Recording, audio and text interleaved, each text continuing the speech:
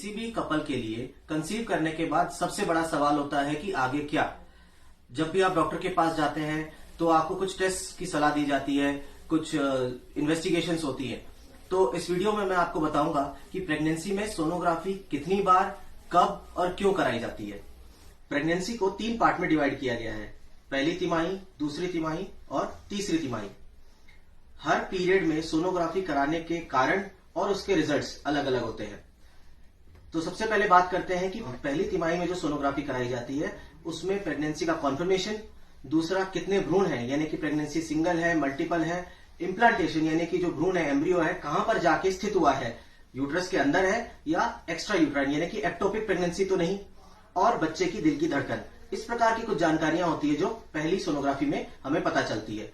इसके बाद पहली तिमाही के अंत में यानी कि 12वें हफ्ते के आसपास एक एंटी स्कैन कराया जाता है। एंटी स्कैन होता है, इसमें बच्चे की गर्दन की जो थिकनेस है उसे देखा जाता है। अगर ये थिकनेस 2 mm से ज्यादा है तो बच्चे को आगे चलकर डाउन सिंड्रोम जैसी बीमारी के लक्षण पाए जा सकते हैं और उससे उसकी तकलीफ हो सकती है।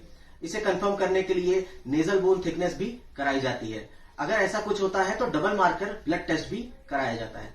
अब इसी समय एक डॉपलर टेस्ट भी कराया जाता है जो ये देखता है कि बच्चे के जो ग्रोथ के लिए जो ब्लड सप्लाई है वो कैसी है और उसमें कहीं ब्लड का प्रेशर ज्यादा तो नहीं है। अगर ऐसा होता है तो मदर को ब्लड प्रेशर कम करने की दवाएं दी जाती है।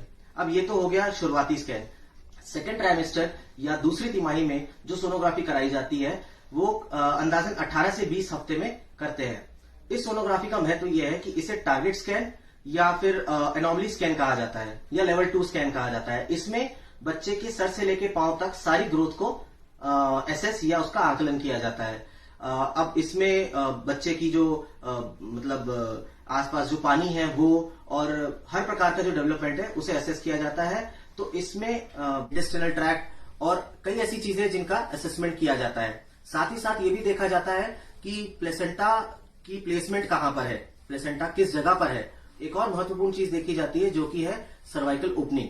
आगे जाकर अगर बच्चेदानी का मुंह ज्यादा खुला पाया जाता है इस स्थिति में तो प्री टर्म लेबर के चांसेस ज्यादा होते हैं। तो ऐसे केसेस में सर्वाइकल एनसर्कलाज एक सर्जरी होती है जो उसी समय बच्चेदानी के मुंह पे एक रिंग नुमा टाइटनिंग की जाती है जिससे कि आगे ये खतरा कम हो जाता है। अब इसके अलावा आखिरी ट्राइमेस्टर यानी कि जो तीसरी तिमाही होती है, थर्ड पार्ट जो लास्ट पार्ट होता है, उस समय भी एक सोनोग्राफी की जाती है। अब आखिरी तिमाही में अगर क्लिनिकल असेसमेंट में आपके डॉक्टर को यह लगता है कि बच्चे की ग्रोथ अच्छी नहीं है या एक्सपेक्टेड जो ग्रोथ थी वैसी नहीं हो रही है तो उस केस में भी एक सोनोग्राफी की सलाह दी जाती है। ऐसे केसेस जिसमें कि ग्रोथ एक्सेप्टेबल या एक्सपेक्टेड नहीं है उसे IUGR कहा जाता है, इंट्रा यूट्राइन ग्रोथ रिटार्डेशन। अगर IUGR पाया जाता है तो एक बायोफिजिकल प्रोफाइल नाम का टेस्ट कराया जाता है जो बच्चे के आसपास का पानी, बच्चे के ग्रोथ, उसकी मसल टोन इत्यादि चीजों को एसेस करता है। अब लास्टली ये तो हो गए कितने सोनोग्राफी कराई जाती है। तो मेजरली हमारे जो प्रेगनेंसी का जो समय होता है उसमें 2 सोनोग्राफी इंपॉर्टेंट होती है, पहली तिमाही में और दूसरी 18 से 20वें हफ्ते में। बट ये सब जो मैंने बताया है आपको कि जो एक्स्ट्रा सोनोग्राफीज कराई जाती है ये डिपेंड करता है केस टू केस।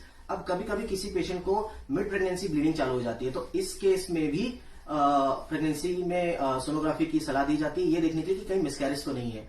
और अगर हाई रिस्क केसेस हैं तो उसमें last part of the pregnancy में ये देखा जाता है कि कहीं जो यूट्राइन स्कार है, जो पिछले सीजर हो चुके हैं जिन केसेस में, उसमें यूट्राइन स्कार की थिकनेस क्या है ये असेस करने के लिए कि प्रेगनेंसी को किस प्रकार से आगे कंटिन्यू करना है, डिलीवरी कैसे होगी।